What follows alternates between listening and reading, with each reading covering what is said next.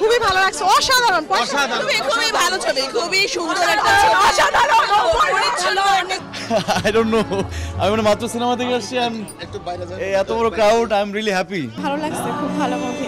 জি ভালো, ভালো লাগছে।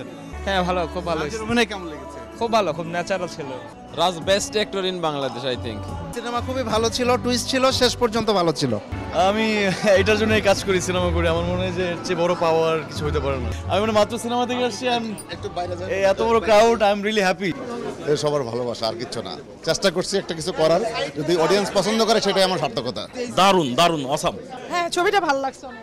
এবং ডিফারেন্ট ছবি দেখলাম, অনেক সুন্দর। যে আমরা আসলে ফ্যামিলি নিয়ে সব ছবি দেখি, তবে রাজ ভাইয়ের ছবিটা অভিনয় ভালো লাগছে, দুর্দান্ত লাগছে। পরান থেকে শুরু করে ওনার সব সিনেমাই দেখা হয়, খুব ভালো লাগে। খুব ভালো লাগছে, খুব এনজয় করেছি। বেসিক্যালি আপনার এই মানে আমরা আসলে থ্রিলার সাসপেনশনটাই আসলে এনজয় করছি আর কি। ডিউরেশনটা খুবই কম ছিল, আরো একটু বড় করা যাইতো।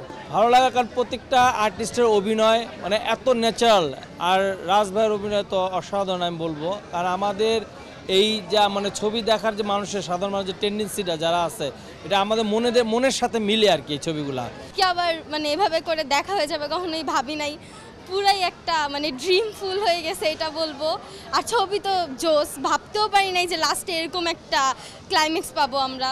সব মিলে একদম অসাধারণ, ফাটাফাটি। মেন যে গল্পটা, সেটা একদম যে সবার লাস্টে যে এভাবে করে ফিনিশিংটা, এটা সবচেয়ে খুব ভালো লাগছে আমাদের।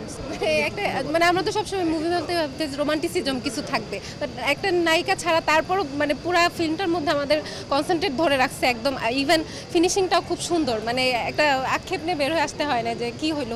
আমার কাছে ভালো লেগেছে, বাংলাদেশের প্রেক্ষাপট অনুযায়ী সাসপেন্স আর থ্রিলার মুভি কিন্তু খুবই কম তৈরি করা হয়, যেমন তামিল মুভিগুলো তো আমরা দেখে থাকি। তো বাংলাদেশে এরকম আরও ধরনের মুভি আসলে আমরা আসলে অনেকে ইন্টারেস্টেড হব দেখার জন্য।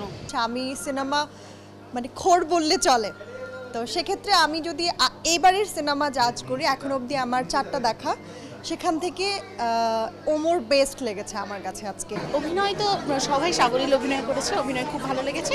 তাছাড়া মুস্তফা কামাল রাজ একজন গুণী নির্মাতা, সেটা আবারও প্রমাণ করে। হ্যাঁ অবশ্যই বেস্ট, গল্পটাও সুন্দর ছিল। কেমন লাগলো? খুব ভালো, খুব ভালো, অনেক ভালো, অনেক ভালো। নির্মাণটা অসাধারণ ছিল। বাংলাদেশে সুদিন ফিরছে সিনেমার ক্ষেত্রে।